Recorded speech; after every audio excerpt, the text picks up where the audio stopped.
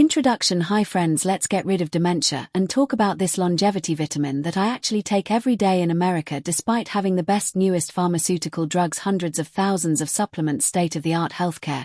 We can't get our rates of chronic diseases under control, including dementia, and we are just told it's because we're growing old. So how come our dementia rates are going up and the rates of dementia in Singapore are going down? Obviously we have a lot to learn from the world. There's 2 more supplements that has been shown to slow biological aging, so we'll talk about those other supplements a little later. Imagine if this little supplement could reverse all dementias. Fortunately, that would be too good to be true, and there will never be a one-size-fits-all pill to prevent dementia because there is just so many ways to get demented. But if you run out of this little guy, you will definitely not only get demented, but you will also get heart failure and kick the bucket. Guess how long you have to run on empty? 2 weeks. That's it. You want proof? Well, how about some clinical trials? Do you want to volunteer? That would be unethical. There have been plenty of published proof and generations of tens of thousands of families burying their loved ones. It's all documented in nutritional history, medical history, and you will understand why I take this supplement every day. This is an essential vitamin, vitamin B1, and this is a rate-limiting step for you to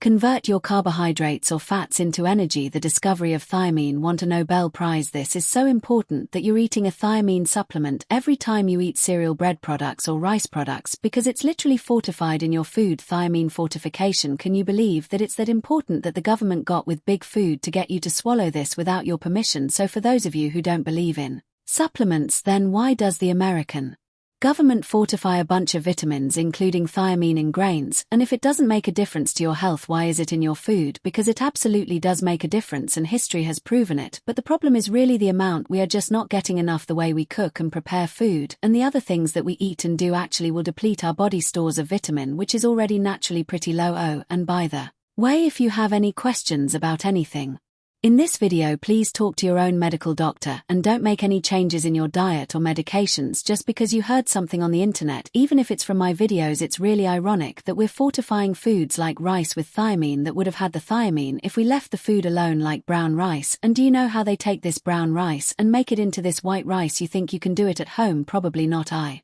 mean, if you really tried, maybe, but it wouldn't be worth your time to do it, cause it just takes too much work for very little yield. White rice was made possible through the help of engineering machines. They took out all this brand food engineering, the color out the part that contains the thiamine. So this is the first ultra-processed food fortified with vitamins that was distributed on a mass scale to solve our global nutritional crisis of thiamine deficiency. This rice does not exist in nature. In this form, machines developed by engineers allowed this food to be mass-produced, and generations of people are trained to eat this stuff, so they removed the bran and therefore the thiamine and extended the shelf life, so this stuff lasts longer than this stuff. This way the merchants can make more money. You know, they can make this in advance and still sell their product. This stuff also tastes better. It's softer, tastier, easier to cook. Now doesn't that sound like the definition of a ultra-processed food? Unfortunately, many people just can't wrap their minds around that white rice, which has technically existed for thousands of years, is bad for their health. How can this be bad when it's an ancient food eaten by thousands of years in Asia? And do you know who ate white rice in ancient times? Wealthy people, the elites. Have you read the history books? Do you know how many people were wealthy in Asia? Not many. And each of the dynasties they get the throne and replace seems to me like they didn't quite make good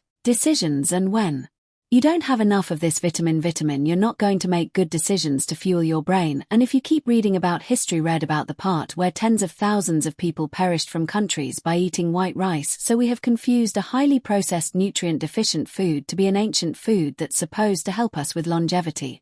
Well, if you have no other food, sure, but otherwise it is not. And I admit I was fooled for a long time too, and I didn't feel so bad because billions of people have been fooled around the world eating all different kinds of processed white rice products. I was hooked on most of them, whether it was a bowl of white rice, rice crackers, rice cookies, rice cakes, rice wrappers, or rice noodles or mochi. This is a single most popular food on earth. On the surface it definitely looks like a natural grain. Take a look at this, look at that, right? It looks pretty natural, doesn't it? Yeah, but it really doesn't, cause take a look at this. This is brown rice, right? It has color. It's not quite. So even well, if you look at white rice pretty closely, you'll notice that it has some chips. You see that this is processed food. This rice is far from being a whole natural food. Arsenic metabolically, it does not work the same as this rice. Nobody should be eating white rice daily as your main food because it's a nutrient Deficient ultra-processed engineered food that, by the way, has 10 times more arsenic than any other grain I know. It tastes delicious. I grew up on this stuff, so if you want to eat it, you should consider rinsing your white rice several times until it's clear and then dump out the rice water after it comes to boil. I do it at least 2 times because my family won't give up rice, and by preparing rice this way you can actually reduce 60% of the arsenic.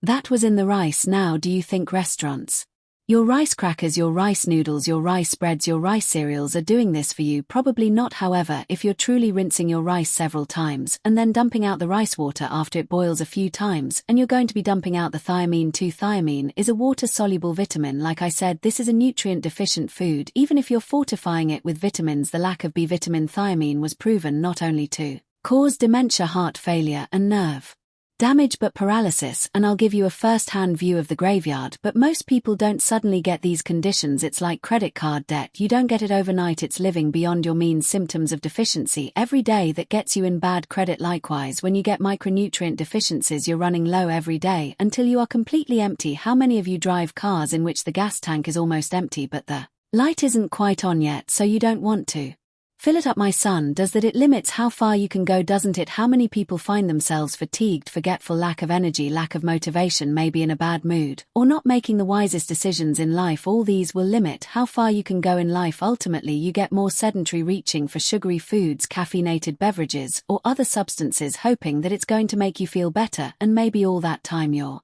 missing thiamine. Obviously, our country has found itself buried in metabolic death, and the way out is to look for foods rich in essential micronutrients like vitamin. Unfortunately, I wish it was easy as just taking a supplement, but lots of people do things that will inadvertently sabotage filling their nutritional bucket. Take alcohol. How many people drink alcohol because they think it'll help them distress or sleep? Alcohol helps with neither. It may make you pass out, but passing out is very different from resting. Alcohol and neurotoxicity. If you drink any alcohol, even if you think it's healthy to do, like red wine, even though it's not, that alcohol will be transformed by your liver into a toxin called acetaldehyde. It is not only a direct carcinogen, it is also a neurotoxin. So if you want to get demented faster, just drink alcohol. If you want to mutate your DNA and get demented, drink alcohol. I'm sure you're going to tell me that your uncle or great aunt or great grandfather drank a bunch and he lived until 90. Well, good for him. It's just like winning the lotto. You can buy a lottery ticket, but chances are you're not going to be the winner, and statistics show most people actually lose a ton of money buying lottery tickets. And that's the same with alcohol. There's no acceptable limit of acetaldehyde in your body. Even if it's from red wine, there's no way around it. If you drink alcohol, your liver will turn it into acetaldehyde unless your liver doesn't work, and then you have another problem. And fun fact, did you know that alcohol reduces your absorption of vitamin B1? Like beer, you will be unable to absorb most of it. Have you met anyone who abuse alcohol? They don't make the wisest decisions when they're intoxicated, and their personality changes even when they're not drinking, and a large part is due to the damage alcohol causes, but their lack of energy and mood changes is probably also due to the lack of vitamin B. Vitamin B1 is essential for ATP production, the primary way to keep the lights on in your brain cells. Thiamine and ATP energy, as well as every other cell in your body. Thiamine is a key enzyme in key metabolic pathways that convert glucose, fats, and proteins to produce ATP, particularly in the pyruvate dehydrogenase complex, which converts pyruvate into acetoacetate, the molecule that enters a Krebs cycle, and that's how you make a bunch of ATP. Thiamine functions as thiamine pyrophosphate, a key enzyme needed for this reaction. So without thiamine, pyruvate builds up and gets converted into lactic acid. This leads to energy deficits and lactic acidosis, which is incompatible with life in the Krebs cycle or the TCA cycle. Thiamine pyrophosphate is required for alpha ketoglutarate dehydrogenase, a key enzyme in the Krebs cycle that helps generate an ADH and FADH2 for ATP production. So without phoning, the cycle slows down, leading to less ATP. Heard of the pentose pathway? This pathway produces an ADPH, but you also need thiamine to turn this reaction. Thiamine pyrophosphate is needed for a transketolase, an enzyme in the pentose phosphate pathway which helps produce an ADP.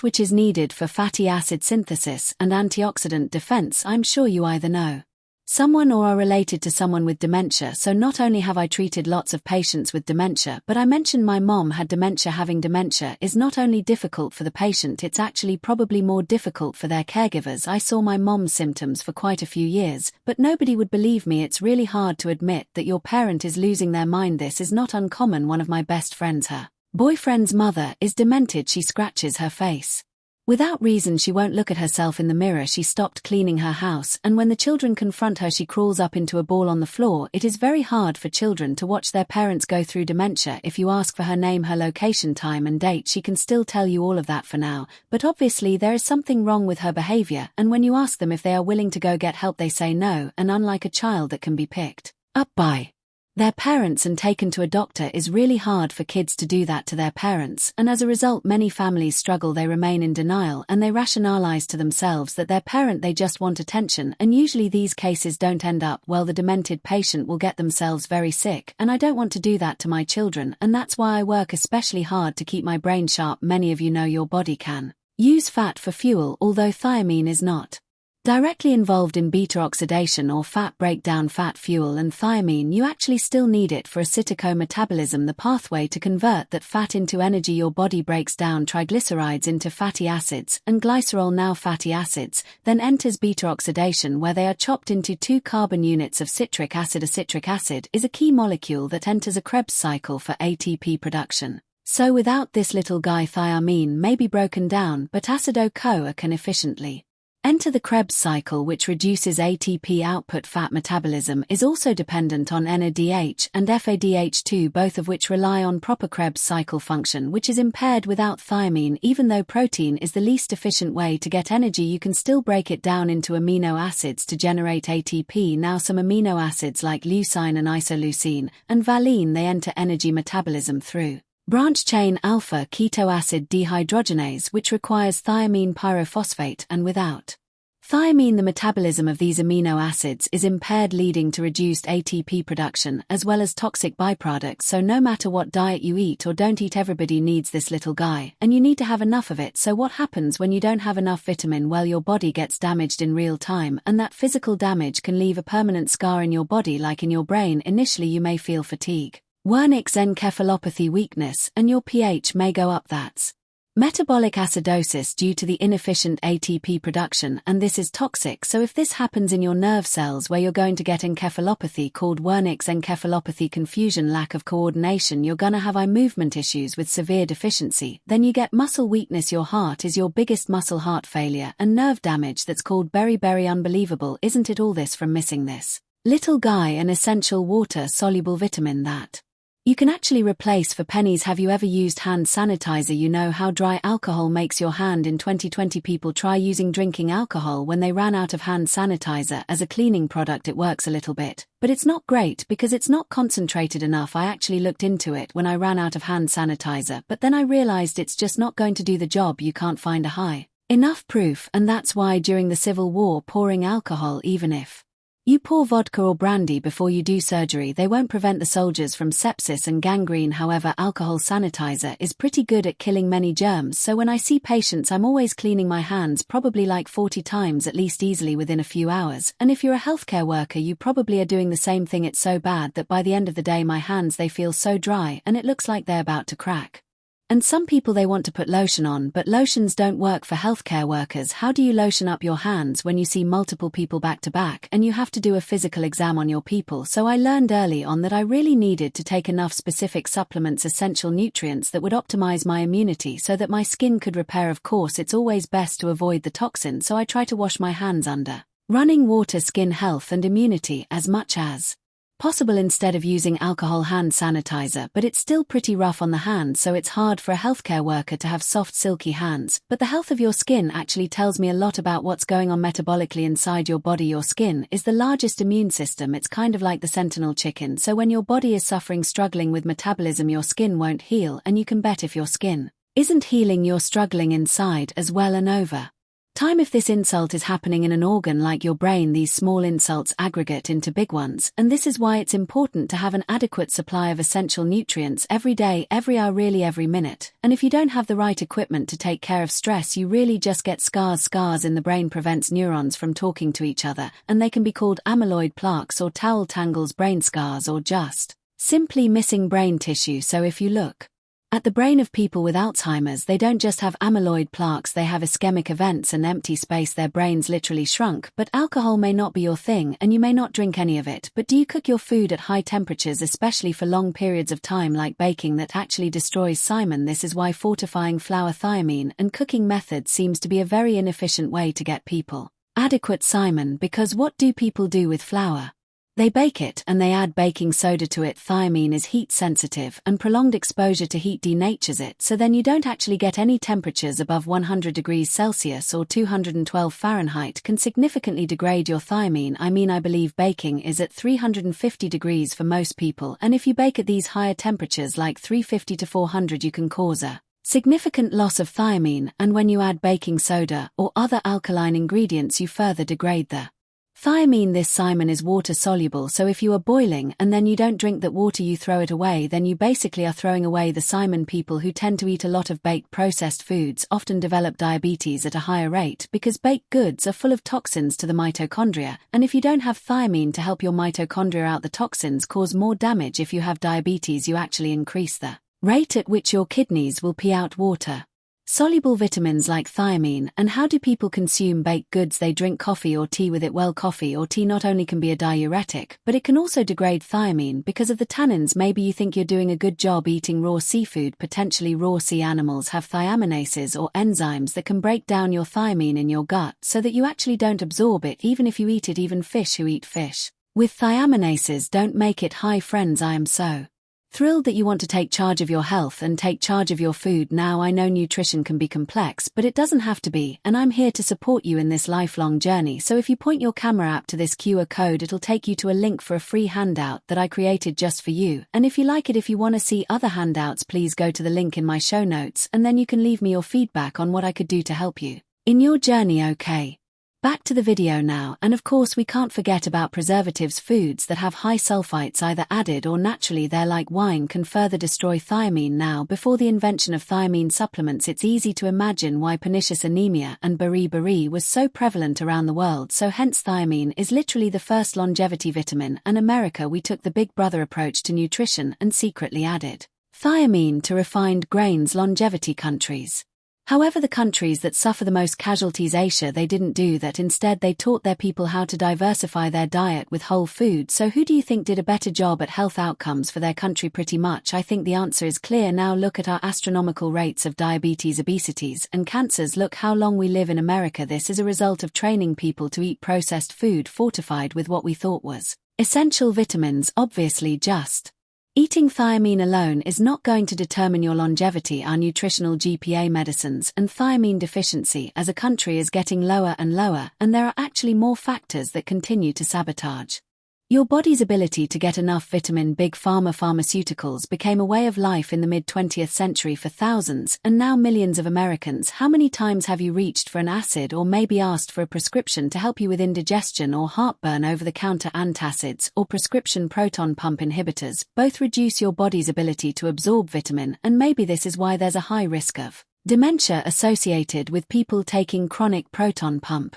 inhibitors. How about asking your doctor for a diuretic because you have swelling in your legs? If you're taking diuretic medications that makes you pee out more water, you actually increase your urinary excretion of thiamine. So even if you absorb thiamine, you don't get to keep it. Unfortunately, I'm not done. Have you heard that some people think metformin is a longevity drug? There's a Harvard professor taking it even though he doesn't have diabetes, and on top of that he's telling people to take it for longevity. In fact, I recently had a physician colleague text me to ask me my thoughts about metformin for longevity. Here's my response. I sent her an article and replied, I honestly don't know one person who I think is healthy and takes metformin. Metformin reduces thyroid absorption, but of course you shouldn't stop any of these drugs that I'm talking about because sometimes they serve as a lifeline to help you get over a hump, but a lifeline shouldn't be a permanent way of life. It's like a life jacket. You can't take it off until you learn how to swim, but if you don't know how to swim, you shouldn't take off your life jacket. If you want to change your drugs or get off of your prescriptions, please talk to your medical doctors to help you change your lifestyle. And of course, we wouldn't need so much big pharma if we didn't eat the creations of big food. The trillion-dollar force of food engineers creates 15,000 new processed foods every year for America and the world to enjoy. And even if You believe in evolution. How does nature evolve so quickly? In fact, nature is doing the opposite, and we're losing species at a massive rate. Believe it or not, the majority of our processed foods are made from one plant, wheat sweet flour that's fortified with nutrients like vitamin. Then how do you wash down heavy carbohydrate meals with another carbohydrate, a sugary beverage? And guess what? The more carbohydrates you eat, faster you use up vitamin. So you get to empty faster when you stress your body with processed carbohydrates made out of flour and sugar, but everybody gets to empty at a different pace. Kidney health and thiamine. If you have kidney issues, you actually get to empty faster because your body is unable to keep thiamine. 3.5 million people in the United States have kidney disease. That is more than 1 out of every 7 people, and the kicker is 9 out of 10 adults who have kidney disease, they don't even know they have kidney disease. And if you have high blood pressure, you're going to have kidney disease. I can bet on that. High blood pressure and kidney health. That's why you really need to get your blood pressure under control. High blood pressure is the easiest way to destroy your kidneys, because you're basically putting pressure to the system, kind of like blowing up a balloon. The structures in your kidney actually look like those long balloons that people use at parties to shape into animals and hats for kids, and I used to hate watching them twist and turn the balloons because inevitably some of the balloons pop, and I hate that bang half of the entire population in the United States has high blood pressure, and that will eventually pop something somewhere, especially in your kidneys. And do you know what?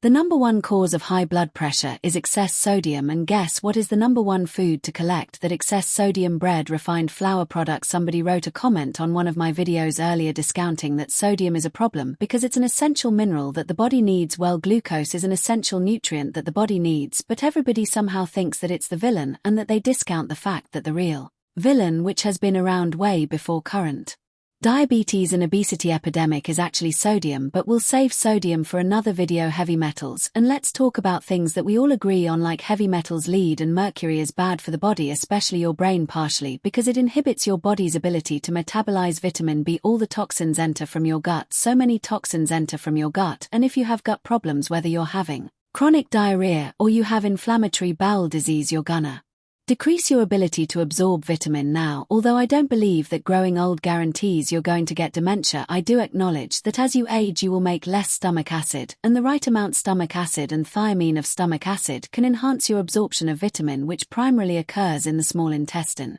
But thiamine also needs to be processed first, and you need adequate stomach acid to convert thiamine into its bioavailable form. So low stomach acid hypochlorhydria states, which can result from aging or taking an antacid or proton pump inhibitor, can impair thiamine absorption. On the other hand, strong acids, such as those used in industrial processing or extreme cooking conditions, that can degrade thiamine, making it really unabsorbable. Highly alkaline conditions, I had mentioned baking soda or excessive and acid use, can also destroy thiamine and hinder its absorption. Thiamine deficiency has been a known source of dementia for over a century now. If governments think that it is so important for them to automatically supplement it in your food, then why don't people think it's important for you to get an adequate supply on a daily basis on your own? Nobody talks about this cause it's cheap. I mean, it cost pennies for one little pill, so who's gonna make any money out of selling this? And hence the dilemma: how can you make sure you're getting plenty of vitamin? The recommended daily allowance value is barely any vitamin, thiamine, RDA,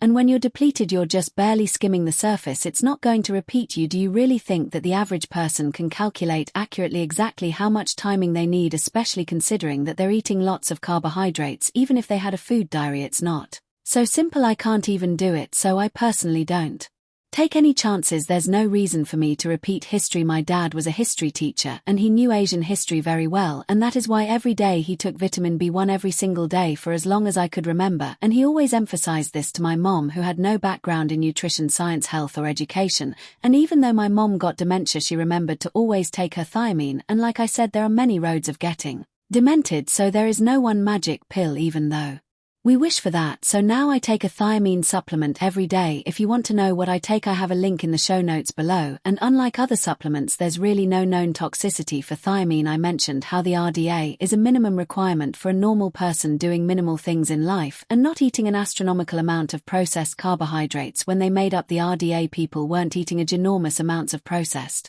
foods normally. Are they taking ginormous Amounts of polypharmacy. We haven't changed those numbers for decades. Seriously, who will repeat those studies? I mean, America thinks that we figured out all our essential micronutrients, so why are we so nutrient deficient? This is my #1 insurance policy to protect my brain, and this is what I give my mother-in-law who's in her 90s, and it's really not just Simon that is critical to supplement. This paper was just published a few days ago from the longevity country Switzerland. Reverse aging.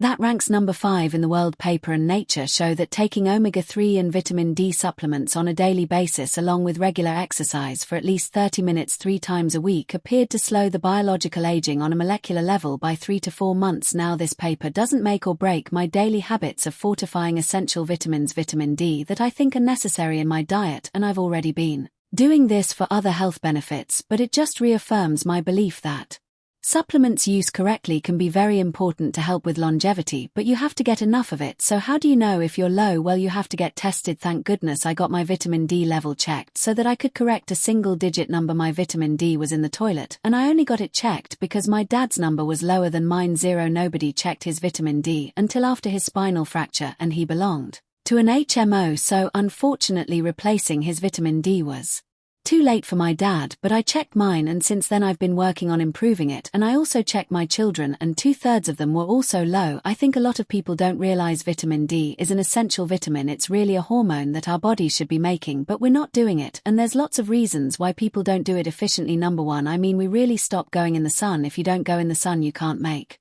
vitamin D. But #2, if you're excessively overweight and have layers of cutaneous fat, or if you're dark-skinned, you will significantly make a lot less vitamin D. Vitamin D receptors are in every single cell in your body, including brain cells, so when you don't get enough vitamin D, it's not just bad bones. Low vitamin D levels are linked to memory loss, reduced cognitive function, and a higher risk of dementia. Vitamin D may help clear amyloid plaques, and deficiency actually can lead to brain atrophy. That means your brain shrinks, particularly in areas responsible for memory and learning. Herd of serotonin. Vitamin D plays a role in serotonin production, the neurotransmitter that regulates mood, and deficiency is associated with a high risk of depression. Seasonal affective disorder studies suggest vitamin D supplementation may improve mood, and those with low levels. Vitamin D helps regulate neurotransmitters like dopamine and glutamate, which are essential for focus, learning, and motivation. So if you're deficient, you can get brain fog, difficulty concentrating, and slower information processing. Doesn't this sound like vitamin deficiency? That's a thing with essential nutrients. You only need to be missing one to feel very bad. Low vitamin D levels have been linked to multiple sclerosis, Parkinson's disease, and other neurodegenerative conditions due to its role in reducing inflammation and supporting nerve function. So when you get an adequate amount of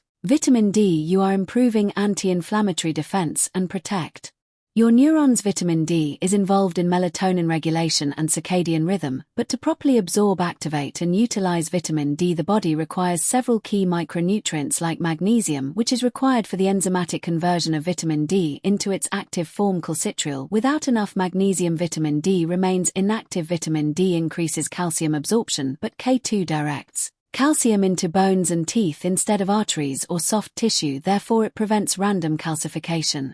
And guess what? Your body can make enough K2 if you just eat some green leafy vegetables. Zinc also helps with the synthesis of vitamin D receptors, which are crucial for all your cells. 1 billion people around the world are deficient in zinc. Boron helps to increase vitamin D levels by reducing breakdown and improving calcium absorption, and like everything else in life, there needs to be a balance. Excess vitamin D is not good either. Too much vitamin D, especially without vitamin A, can cause an imbalance in calcium regulation. Vitamin A ensures proper immune and bone health, and when you're taking vitamin D, since it's a fat-soluble vitamin, eating it with a little bit of fat enhances its absorption like eating an avocado. But when it comes to fat, most people aren't really missing fat in their diet except omega-3 fats, which also reduces inflammation. Omega-3 fats and supports brain function. Now, the brain solid tissue is about 60% fat. Much of it is made out of D-docosahexaenoic acid, one of the key omega-3s, so it's a major structural component of brain cells, and you get omega-3 fats directly from marine life, which gets it from algae, or you can eat certain nuts and seeds to get you omega-3 fats. I actually grew up on a ton of seafood because my mom told me that if I eat seafood you'll be smarter. Guess who told her that? Her grandmother told her that, so my great-grandmother would have been born in the 19th century before the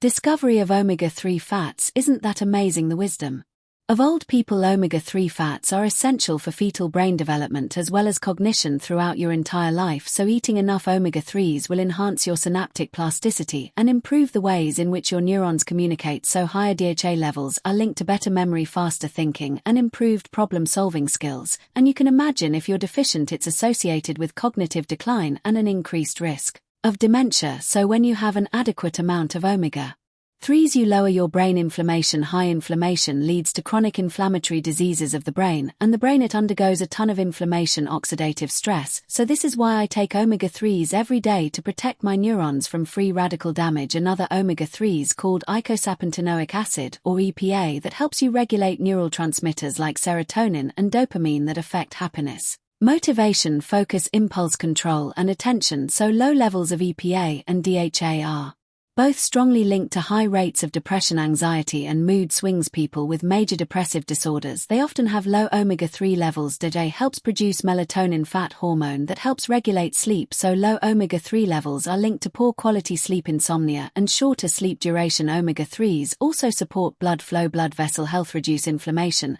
and nerve repair. Americans are not only not eating enough omega-3 rich foods, they are overeating omega-6 foods that then competes with omega-3s, so people with lower levels of omega-3, they appear to have smaller brain volumes, similar to aging. Now, of course, these are observational studies, and if you overdo omega-3s there are side effects as well, but really, who's going to volunteer to suffer permanent brain damage for a randomized clinical trial to see if it's good or not good for you? Good epidemiologists has helped us solve our nutritional problems from iron deficiency to thiamine deficiency, and you can be a skeptic and think that all supplements are expensive. Of course, if you can get all your vitamins and food form, well, that's the best form, but good luck with that. I wish I could do that, and I still try my best to get it in food form. So if you want to learn more about the best sources of omega-3 fats, watch the next video.